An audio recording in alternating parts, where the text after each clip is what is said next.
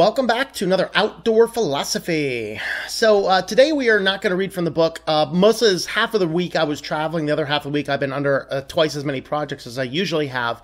So I did not get a chance to get any of the reading done. It's actually not long. I looked at it. It's only about, I'd say 25, 30 pages. But nevertheless, it's also been so cold out here, and I really like to read books like that while I walk. And so hopefully next week it starts to warm up around here. It's March, for crying out loud. Stop being sub-zero. And also, of course, as you noticed, I'm in my indoor studio for Outdoor Philosophy. It's not horrible and rainy today, but I did need to get onto some other things. And so rather than get out there and and walk around and find time and stumble over something, I actually, I wrote myself a little outline for today, which is something I don't usually do on these. I want to talk seriously about a topic I'm kind of late to the game on. And it is that, success in YouTube doesn't mean working at Starbucks on the side. No.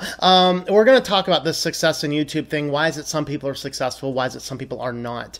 And of course, if you are unaware where all this came from by now, and you've watched a few of these videos, and like, why are all these people doing videos on this subject? Well, it comes back to an article from Bloomberg, and it's success. They have success in quotes. Success on YouTube still means a life of poverty.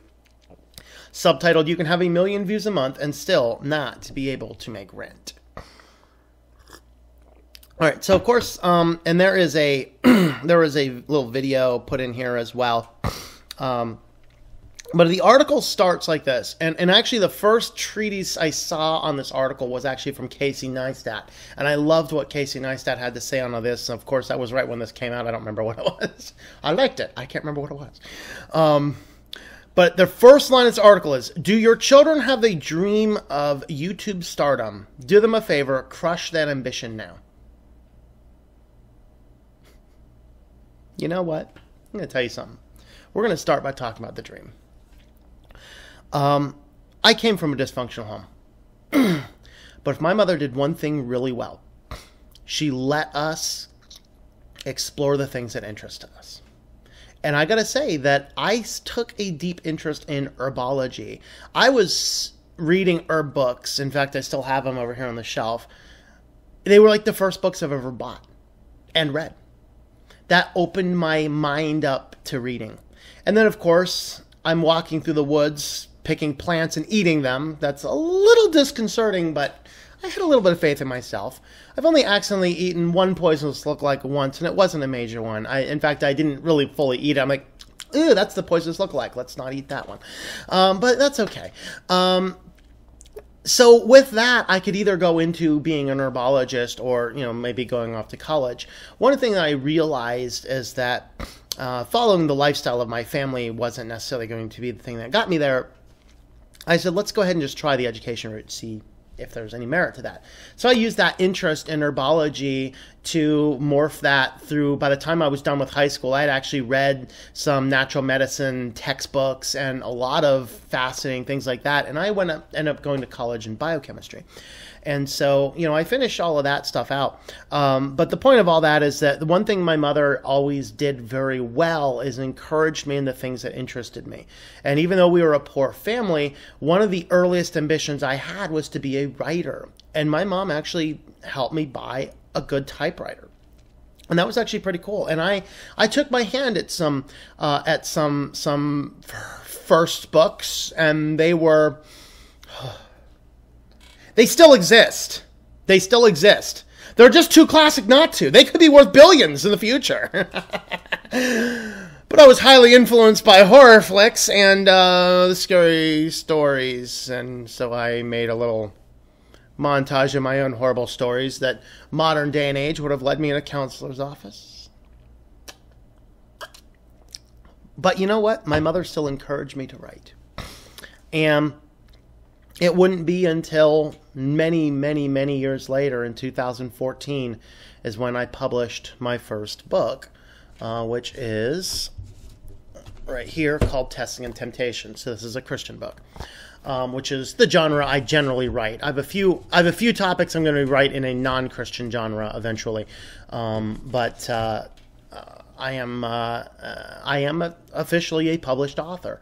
Now, of course, these are self-published, and that's honestly the way people do things. But we're going to get to that later. Of course, I released another book last year, and I'm set to probably release 2 more books this year. And that's one of those dream things that, do I make a lot of money on that? No. First mistake is utilizing a self-publishing company like I did, because I got a commission check from Testing and Temptations this month. $1, baby! It was $1.04! That's because I had a bad publisher. My second book, which is a Christian parody, this is The Art of Shallow Neighboring. I am officially the publisher of this. I have them printed in an external place, and distribution goes through very similar channels as the other one. But when one of those books sells, and it sells through the printer or sells through the places that would send me book royalties, it's $3 or $4 a copy. Of course, if I sell them personally, I get closer to $6 a copy. And so that is the first mistake people do, is they just don't know what they're doing. They just kind of dive into things. But the first thing I want to say is, if your children have a dream, you nourish it. Realize this: everything I'm doing for income right now didn't exist when I was in high school. None of it. Web design. Talking to a camera in my living room on YouTube. All of this stuff. Obviously, some things I kind of on the surface do, like print brochures. I do print brochures for some customers. That obviously existed, but I don't bill myself out at that. But regardless, the dream is vastly important. If your kids have a dream, you don't crush it now. I can think of a lot of successful people who did not let other people crush their dreams. Their parents, their friends, their family were like, "You're crazy." And Bill Gates said, "I don't care. I'm going to go do this anyway."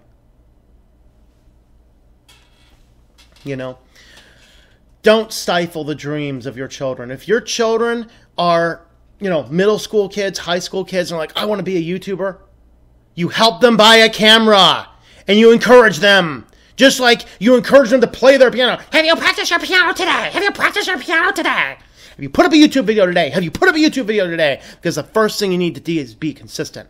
Again, more on that later. I have a talking point. I'm trying not to get off it.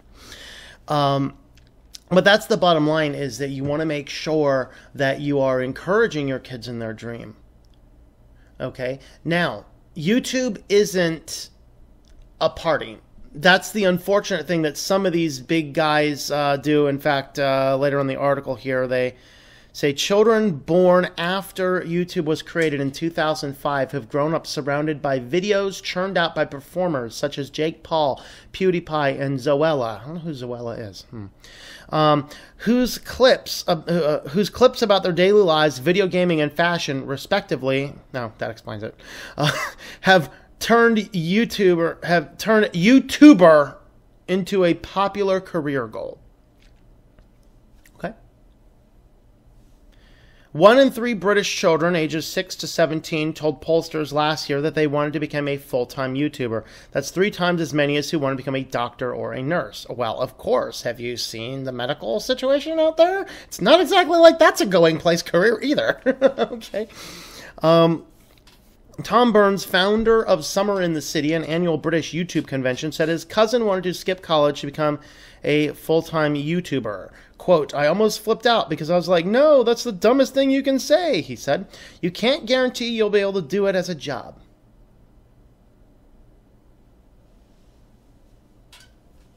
So, we don't have guarantees in this life. We don't have guarantees. And if a person is following a dream, they're happier. A happier person is more productive. All right? Some people, whether they're my YouTube followers or I was actually just out visiting some of my mentors this week, part of where I was traveling. I keep on hitting the light just right and turning red. Oh well. I still have a little more work to do in this studio, I guess. But these mentors of mine, one of them was a 7th grade teacher of mine. One of them was a 10th grade teacher of mine. And they're like, wait a second. You're doing your business in web design. You're a very fast-growing channel on YouTube. You have another channel on YouTube that's getting there. You've published 2 books. You're doing things in your own publishing company. What? How do you accomplish all this? I'm like, I love what I do.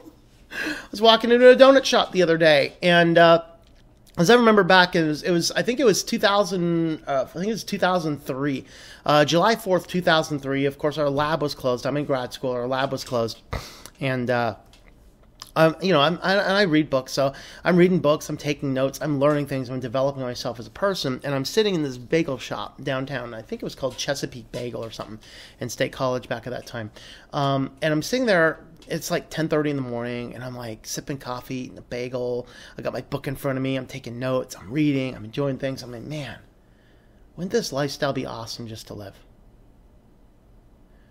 So last week, as I'm working on one of my manuscripts, I go into a donut shop, and it's about noon or so. I'm like, it's noon.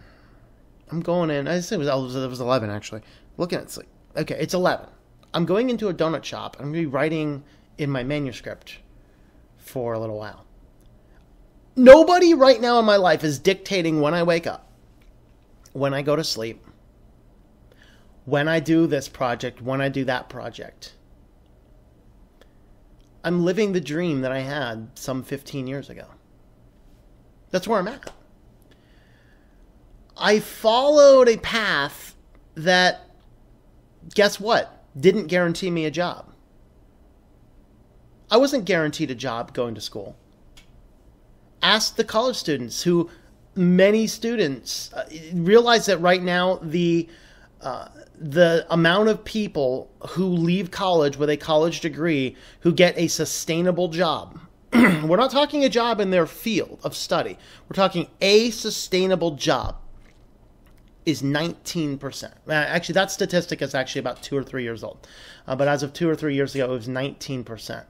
If you went ahead and did your advanced studies, your doctorate, your more advanced degree studies, your chance of finding a sustainable job dropped to 12. We're not guaranteed a job. We're not guaranteed anything.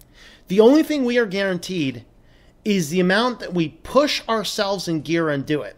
See, I could wake up and be at a donut shop at 11 o'clock, but if all I'm doing is hanging at the donut shop all day, hey man, cheers, hang at the donut shop all day, yeah! I'm not going to get anything done. I'm going to be a failure in life. So let's go ahead and move on to another point on my outline here. Why is it that some people are not growing? So there is a guy, and I'm not going to mention his channel's name, but I encountered him when I was doing a lot of research on the current state of student loans and things this last couple months. And I stumbled upon his channel because he had like $180,000 in debt and about 100 of or so with student loans, and he's looking for jobs. And I actually sent the guy a PM saying, hey, and I know a lot about business, and the things you're trying to do, I tried to do 10 years ago, and I'm fairly successful these days. I said, I'd be glad to, for free, no cost, just chat with you for a little while and help you formulate a plan. Never heard anything. I mean, he had less than 1,000 subs. Of course, he was complaining because he was going to get kicked off of AdSense because he didn't have the 1,000 subs yet in his channel over this this period of time. So it would have only been about a month or two when I first encountered his channel. I sent him an email, and I never heard anything back from him. But the more and more I watch his videos, the more and more I realize why he's not successful. The second to the last video, it might be the third to the last, but I think it's the second to the last video he has done on his channel is, I'm going to be a full-time YouTuber. That was a month and a half ago. Month and a half ago, he said, I'm going to be a full-time YouTuber. He's done 1 video since then. Why is it that some people are not growing?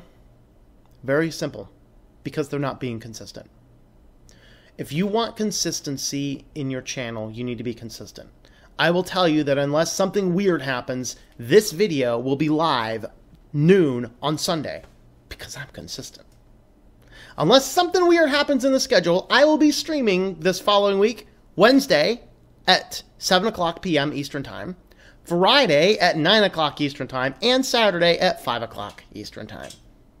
I will be doing videos Monday, Tuesday, and Thursday, somewhere between 5 and 8. Very consistent. That's what my schedule is. And I shoot to do a video every single day. Consistency. Because I'm looking at doing this full time. You've got to treat this like a job. And this brings it down to one of the books I'm working on right now is a book which talks a whole lot about media and success and things like that. And so over the course of researching this book, I'm like, why is it all of these people are successful? What is it about Ozzy Osbourne, bat-eating Ozzy Osbourne, that is so successful? How did Marilyn Manson get his start? So I'm reading all of these different books by all these different people, and so I'm reading their autobiographies where possible. So over the course of the last couple of years, I've read some interesting dark autobiographies because I wanted to know what was in the mind of some of these people and what is it that allowed them to succeed. To a T, every one of those books that I've read about a famous artist, the reason they succeeded is because they were consistent. And this is something I tell high school friends of mine. They're like, I want to go full time here, or I want to do this, I want to do that. It's like, are you willing to give up video games for a while? I had a 12-year-old kid at a Christian camp, probably over a decade ago, and we're talking about how sin takes over our life and things. And he comes to me and he says he's addicted to pornography. He's using his Nintendo DS to look at it. And I said, are you willing to give up the internet connection on your Nintendo DS to solve the problem? He's like, no. I said, sorry, man, you're going to stay addicted. Are you willing to give stuff up? See, when I went to college, I finished college in 4 years with a positive net worth because I was willing to give up anything that was fun and pleasurable in my life so that I could, A, finish in 4 years, because every year you're in college is costing you a boatload of money, especially now. I wanted to finish in 4 years. And number two, I wanted to finish debt-free. And so in the summers, I worked 60 or 80 hours a week. I remember not being home 3 or 4 days in the week because I was opening one restaurant, taking a summer class in the middle, and closing another restaurant several days a week, in which case I would simply park my car in the parking lot of the restaurant I was opening and sleep in the back seat. Wake up in the morning, open the restaurant, spend any little bit of my time on my break doing homework for my night class or summer class, whatever time it was. I go into my summer class, do my time, use the 2 or 3 hours before the closing shift, finish all the work for that, go in, close the restaurant, drive to the other restaurant, and sleep in the back seat again. I gave up fun and life and pleasure for a short period of time. I put myself through some pain and some problems for a duration to be successful, and it worked. That's what it's got to take. You've got to be consistent. You've got to give up the pleasures in life to move on. One very successful, wealthy businessman I know said to me one time, anything that is worth doing is going to be hard. Otherwise, everyone would be doing it. And that's the thing. Why is it that these YouTubers can have millions of views and not making money? Well, because they're stupid. We'll get into that one later. Why are some people packing it in? Why are some people getting... some major YouTubers packed it in over this kind of stuff. Well, one guy, of course, packed it in because he was a jerk abusing his children. But regardless, if you're not talking about that guy... They put all of their eggs in the basket of YouTube. You don't want to do that.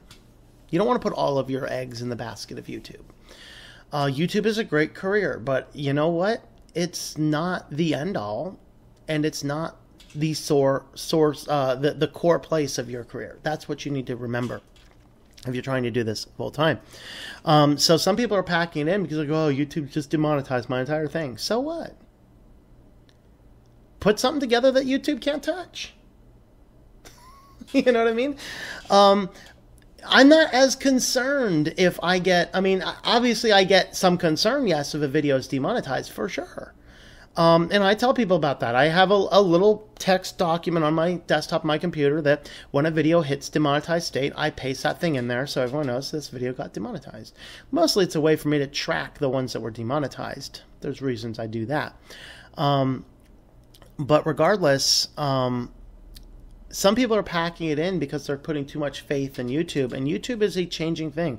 It's a business you don't have any control over. And so you can't rely exclusively on YouTube.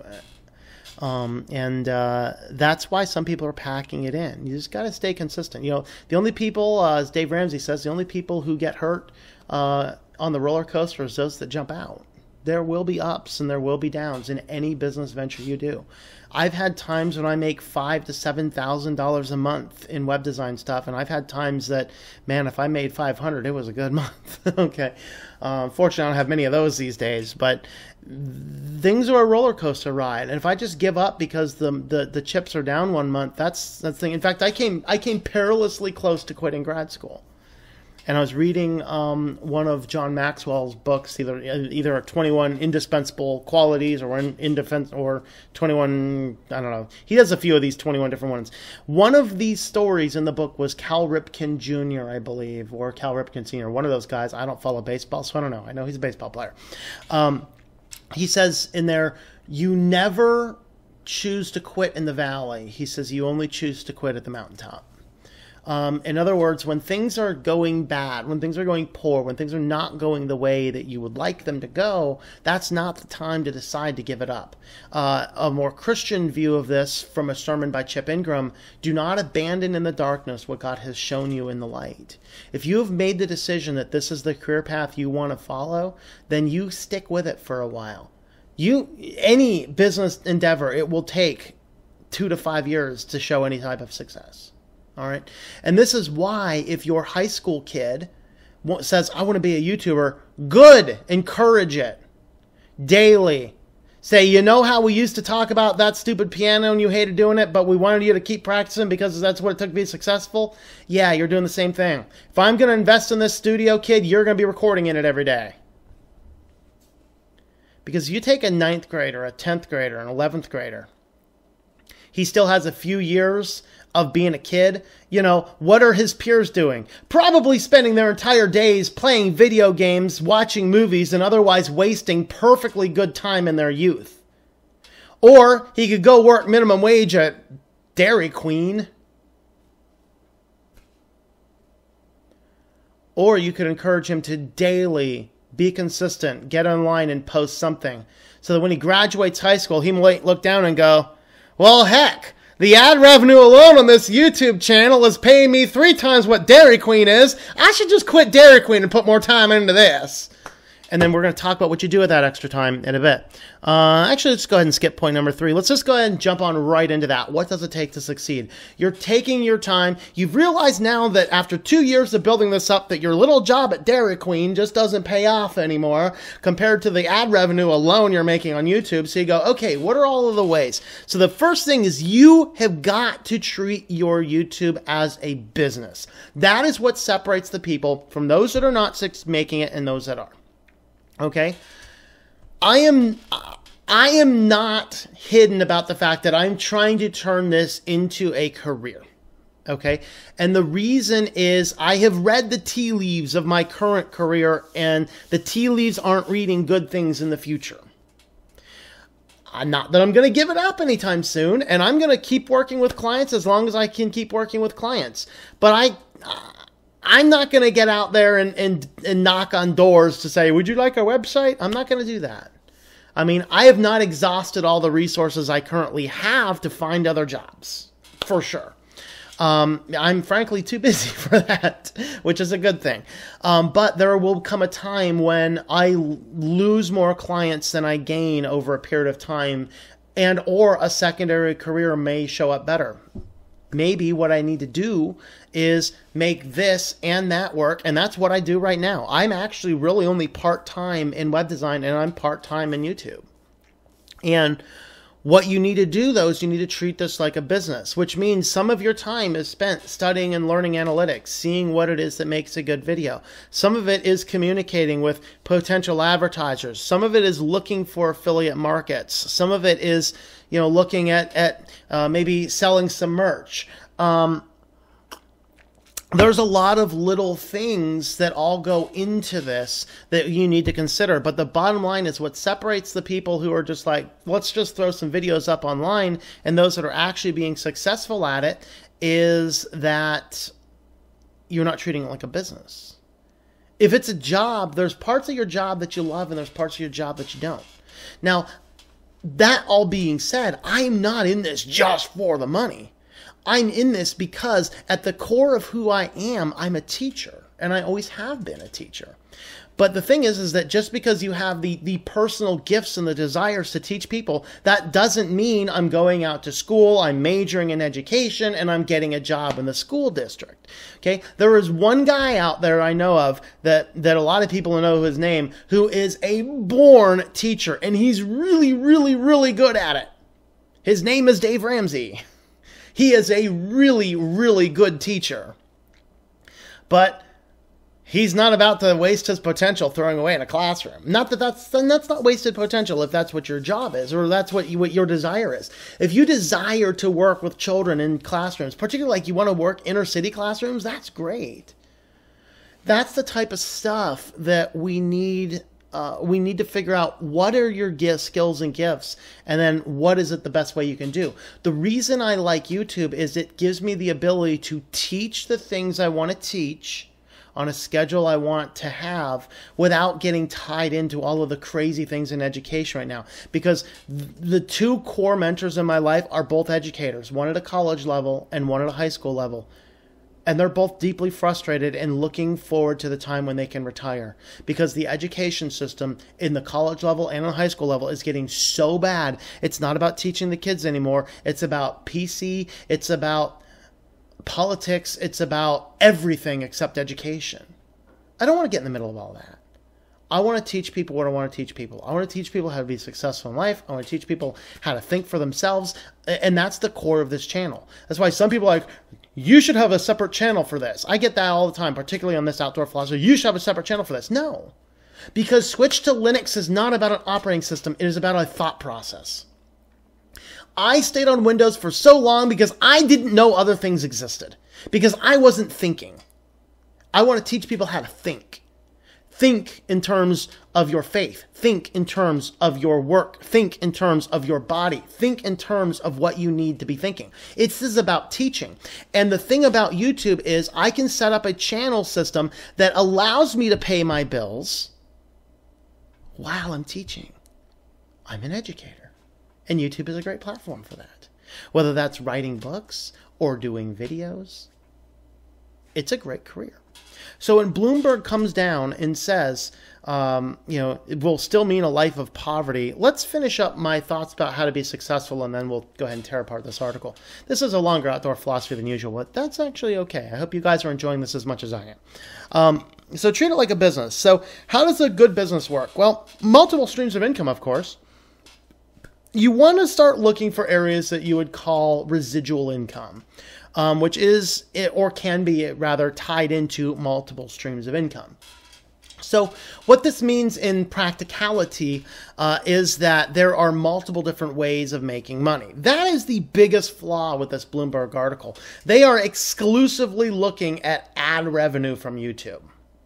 And I don't know what channels they're looking at. I don't know what their percentages are based on, because I think YouTube can derive a number of how many people are on the platform.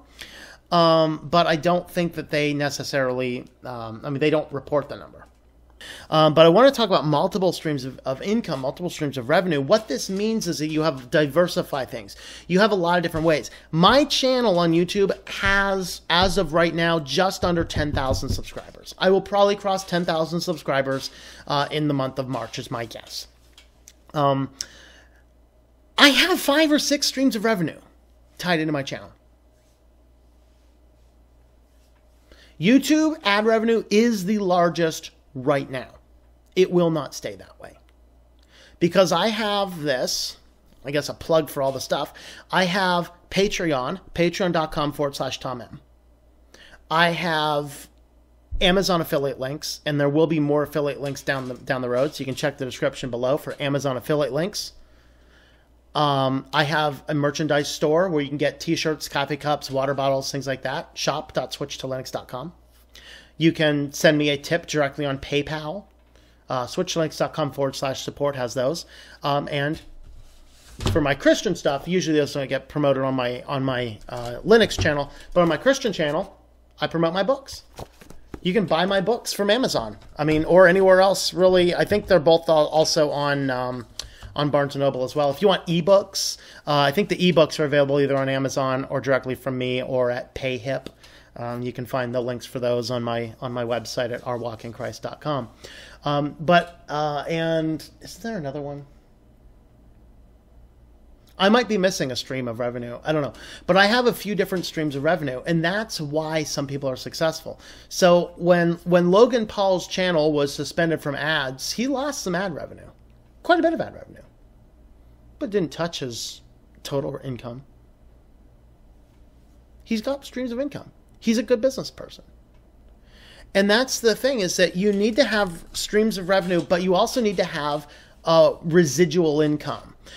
These two are generally closely tied. Multiple streams of income are usually tied to residual income.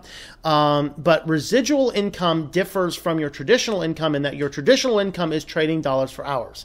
If easiest thing is a flat hourly wage, maybe you work at a restaurant, using our Dairy Queen example, you work at your Dairy Queen restaurant, you go in, you clock in, you get paid X number of dollars for X number of hours. You're trading hours for dollars. If you get sick and you don't work that day, you don't make any money. The difference is on YouTube, if I get sick one day and I can't produce a video, my voice is completely lost, I'm laying in bed with a fever, people are still watching my videos, I'm still getting a little bit of ad revenue coming in. I may not have done as much as I would have liked to have done, but I still have income. I'm not trading hours for dollars. It's residual income. That's what makes it good. And any one endeavor may not make you a ton of residual income. But as of right now, I have 2 books out. Now, I'm going to be moving this old book onto my own publishing name so I can get higher commissions back for selling those. But the reality is you need to develop multiple ways of having income and some degree of residual income. These are the affiliate links. These are residual income. Because someone watches a video, they're like, ooh, I like that product, or I like this channel, I like to support it, and hey, I need to buy something on Amazon. You go down to the description, click on the link on Amazon. Whatever you buy on Amazon doesn't cost you anything more, but they're going to send me a small part of the sale. That's how residual income works. I'm not trading my hours for my dollars. That's kind of the way that works. And then, of course, the next thing that you need to be successful is developing your tribe and your brand. That's the difference between somebody who just does some videos on YouTube and somebody who is actually doing this as a job. We've already talked about treating it like a business. Well, part of your business is your brand. This is, when I wanted to get out and look at shirts and things like that, where can I get shirts and things printed? I need to figure out where and how to move the brand on. And when I was first doing freelance type stuff, I don't do any cold calls. In fact, you do cold calls to me. If you cold call me, it's a surefire bet I will never work with you. This is 2018. Get your stuff on the internet so I can find you. Period. And so with that being said, it caused a little bit of ruckus in the places I was doing my initial freelance jobs at, because some of them were like, well, unless you're paying for the big company fee, you need to just have your personal snapshot of your face in there. And that caused a real big problem for people like me, because I had a brand with my web design. Whether you found me on what was called Elance or Odesk at the time, or some of these other places, or you stumbled on my website, I want you to see it's always me. And so I always use my business logo for the profile pictures. Makes a whole lot better sense. Well, some of these started to put in silly positions, and this was actually as Elance and Odesk merged to produce Upchuck, as we called it. It's called Upwork, but we called it Upchuck because it was so bad. They're like, well, unless you're paying this big corporate fee, you need to put in your face picture instead. I'm like, no. So I stopped working with the groups altogether. I didn't need them. and they were destroying my brand. You need to build a brand, and your brand must move beyond the scope of YouTube. That is the biggest reason why a lot of YouTubers fail, is because they're exclusive to YouTube. YouTube, a business they can't control, becomes the core of what they're doing. You need to develop the tribe outside of that. There's an excellent book on this called Tribes by Seth Godin that talks about how to build this circle of community. And this is a book that will really help you to understand how to put everything together in such a way that whether they find you on this social platform, that social platform, and as much as I stand against social media, there are times and places to have it. The thing is that we don't want to treat social media as a consumer. We want to treat social media as a business, so that people can keep in touch, because it's perfectly logical to have a social media account simply to follow the businesses you want to follow. Like, I want to know what's up with these businesses. That would be a legitimate reason to have Twitter. You don't need to have Twitter so you can tweet your lunch. You might have a Twitter account just so you can follow the businesses that you like to follow, or the channels, or the brands. Because what if YouTube just goes alt-right, or alt-right, or alt-left, alt somewhere crazy, and they just start deleting channels left and right? How do you find this channel? Well, the best place you find this channel is switchtolinux.com. That is kind of the core central where I have everything else tied in.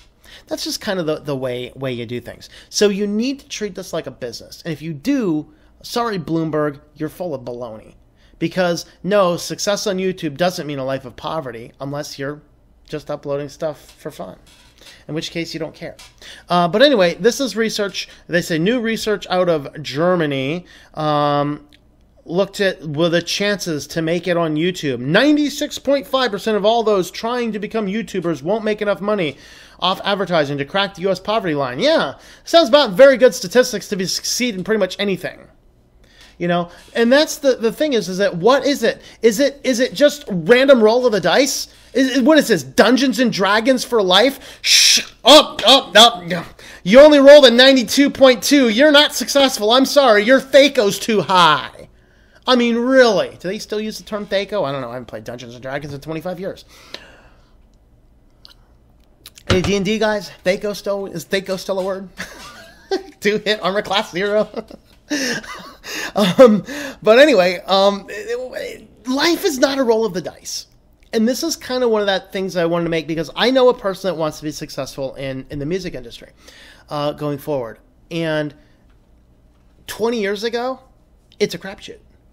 You got to be at the right place at the right time. But that's actually why all these other guys I read their biographies were successful, because they just kept on showing up everywhere until they were found.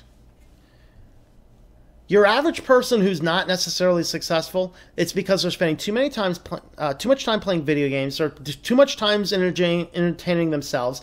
They're not doing things that make successful business sense. Nowadays, it's not the roll of the dice. It's not just the luck. It's the brand. This is why more authors are self-publishing now than they are getting a big deal. So let me put it to you in this terms, because I have a very dear friend who spent years as a librarian, and she can't understand this whole self-publishing. She's like, oh, these are just for people who just can't get published anywhere else. That's not true. The reason why is if I go with a traditional publishing route, they might pay me up front a lot of money for the book. And then my commissions and my royalties drop to 0. But if you've done all this stuff I've been talking about, you've developed a tribe, you've developed a circle, you have a following, and suppose you have a following of 30,000, 40,000, 100,000, 200,000 people. If you have 200,000 followers on YouTube who are actually watching most of your videos, and you say, hey, I have my brand new book is out. You can get it right at my website over there. 10% of your followers are going to jump over there and buy a copy of your book. If you have 200,000 subscribers, you just sold 20,000 copies. You will have made more on that one video, one time, than you would make on the entire traditional publishing route for that book, outside of maybe the initial amount. But that's day one. That's why a lot of even more established authors are going the self-publishing route. Well, you can do the same in music. The job of YouTube is to help circulate your brand. Be known. See what's out there. It is a lot less now a roll of the dice than it was then. Then it was a roll of the dice. 20 years ago, it was a roll of the dice. Now, it's hard work. That's what it boils down to. So 96.5% of those trying to become YouTube won't make enough money off advertising to crack the U.S. poverty line. Okay, first, stop relying on advertising. Stop relying on advertising. If you're relying on advertising, you're way too far in that other direction.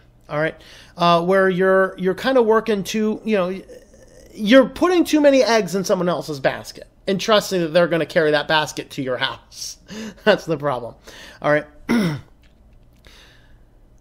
Now they're getting in here, breaking into the top 3% of most viewed channels could bring in $16,800 a year, but that's still below, let's see, that's a bit more than U.S. poverty line, $12,000 for a single person or $16,000 for a two-person household. So the top 3% of video creators, they say, in Bartle's sample, attracted more than 1.4 million views per month. Okay? Hard work, people. Hard work. But regardless, we're still, okay, $16,800 a month in advertising. You know what they didn't look at? How much are they making everywhere else? How much are you making on Patreon supporters? How about Amazon links? How about anything else that's out there? That's kind of the thing. So, of course, they have another chart here. Let's see. And, of course, this is class warfare at its finest. Here's the bottom 97% of channels. Here's the top 3 of channels. And looking at the total shares, basically the graph, I'll go ahead and put the graph up here. What the graph is kind of saying here is that the percentage of views among the top 3% of channels is becoming larger than all of the percentage in the lower tier of channels. So keep working harder until you can break into the top 3%. That's all right. Of course, the goal is to be a superstar. No, not necessarily. The goal is not necessarily to be a superstar. I don't care to be a superstar. I care to teach. But understand this, the bigger my channel gets, the more my videos can be found. The more my videos can be found, the more people will learn, and maybe more people will learn to think with their brains. And that will produce a better society. My ultimate goal is the betterment of society. It's to teach. It's to help people along in their life. That is the betterment of society. That's what I want to do. It's not about being a superstar. These guys are so shallow-minded, like, oh, you're seeing it on YouTube. You just want to be a YouTube star. No, a lot of people legitimately on YouTube simply want to help people.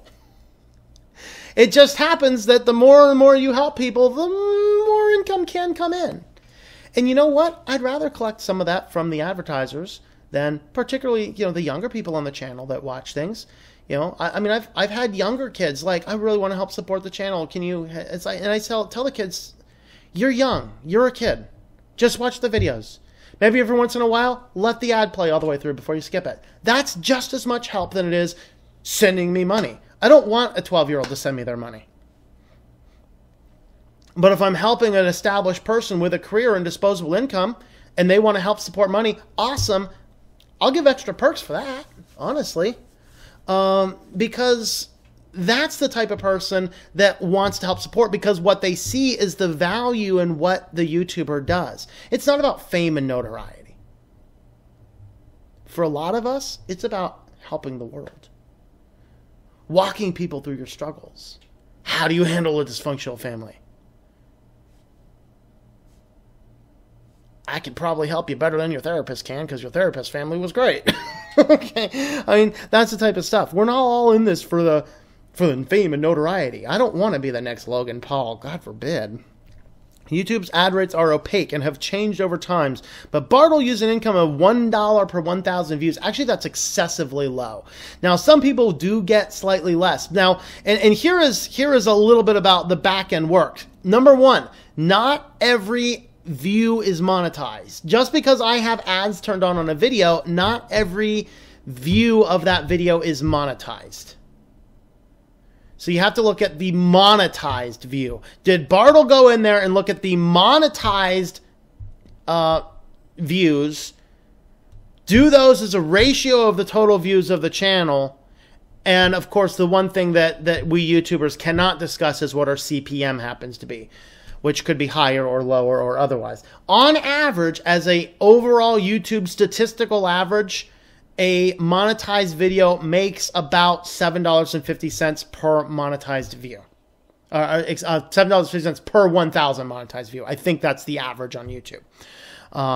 So what he's using as his averages are actually excessively low. But I think, again, they're looking at total views, not monetized views. And that's kind of the difference. So he's got a little bit of statistical hanky-panky going on in the back end. I don't know exactly what he's doing. But of course, I mean, I could probably jump on and grab his report unless it's written in German. Let's see, a YouTube spokeswoman said the person is working to help people make more money as such through sponsorships, a feature that lets viewers pay to have their comment featured. The number of channels earning six figures is up 40% year over year, said the spokeswoman. We continue to see tremendous growth with the creators on YouTube. Yeah.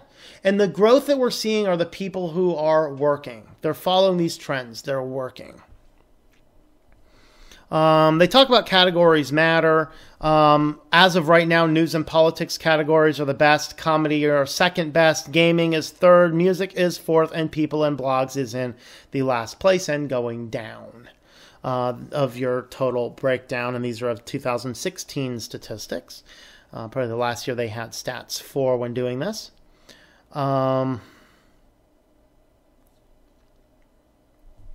So Asher Benjamin, a 19-year-old computer science student at Grand Canyon University in Phoenix, has spent $460 on a camera and tripod for his YouTube channel where he uploads a video every day. Yeah, you know what? If he uploads a video every day, that camera's going to pay for itself in a month or two. And you know what? If you're treating this like a business, that $460 is a tax deduction. Yay! Because let's learn how to run business, people. Okay. He has published more than 150 daily video diaries or vlogs that are a central category of life at college. Brief updates about the things he's done, his plans for the day, what he's eaten with appearances from roommates. I don't know where it's going to end up, he said. It'll be cool if I can take the path others have, make it into a job, but we'll have to see. He spends an hour a day editing his videos and holds out the hope that his postings could become a career even after he heard the odds. Yeah, from a guy that says, kid, crush that dream. Kill it. Kill it. I think if I keep uploading, there's no reason I shouldn't be able to make it a career. He recently hit 100 subscribers, up from 71 at the start of the year. Yeah, those first couple hundred are pretty hard to get. It'll only get more difficult. YouTube announced earlier this month, viewers must have 4,000 hours watched their videos last year and needs 1,000 subscribers or more to be eligible to make money from advertising. Yeah. You know what, though? Here's the funny thing about that. My Christian channel, which doesn't even come close to those guidelines, I think I'm just under 200 subs over there right now. Not even close to being able to turn on ad revenue. I promote my books, Patreon, Amazon. The channel's already being monetized. I don't have to wait for YouTube. Now, when I cross that line, I will probably turn on monetization. In fact, I'd probably be foolish to not turn on monetization because the more, understand this, the more money I can make from teaching people through the YouTube platform, the less time I have to spend on other things. And that means, what if right now I'm spending 1 to 2 hours a day writing? What if I can double that to 3 to 4 hours a day? I could get out more books. That's helpful. That's beneficial. But if I've got to trade my hours for my dollars to pay my rent, that becomes harder and harder to do. And that's why some people are not successful on YouTube, is they're not treating it like a business. They're not being consistent. But man, when you get up there, I mean, this kid's, man, I'm going to go find this kid's channel and sub him just because of the fact, in fact, I don't want to tell people who to stop doing, who not to, but let's go check out his channel at least. If you like what he's doing, sub this kid and say, switch to Linux said to sub you. Because this is a kid who was told by Bloomberg, kid, your dream is crash. Let's go and tell him, no, kid, you follow that dream. If you got the dream, you follow that dream. Absolutely follow that dream. Make it happen. Make it happen. Let's give this kid enough subs. I'll find his channel and link it if I can. Okay. It'll only get more difficult. We already read that. There's one route, and that's easier to crack. If your child is still intent on trying his luck, tell him to pick up a joystick. Gaming YouTubers such as 28-year-old Felix PewDiePie Kilgerberg, who has 60 million subscribers, have a 14 times better chance than traditional vloggers who often upload to the people in blogs category. No. Stop trying to make the high school approach. Let's figure out where to put little Junior and plug him into this hole. Stop doing that. I'm not going to. I'm like red because of lighting. I'm not my face. We don't want to push the kids into this direction to say, okay, well, you want to do it on YouTube, then you're playing video games. Well, I don't like video games. Too bad, kid. It's the only way you're going to make it. No, you got to start with your passion, start with your dreams, start with your vision, and upload the things that you want to upload. You got to be consistent and treat it like a business. This is a long outdoor philosophy that's really an indoor philosophy, but that's quite okay. I think I already mentioned earlier in the video how you can help support this channel. Check the links down below. So thanks for watching, and I'll see you next week. I should be back to reviewing the book. So thanks for watching, and I hope that you enjoy switching to Linux.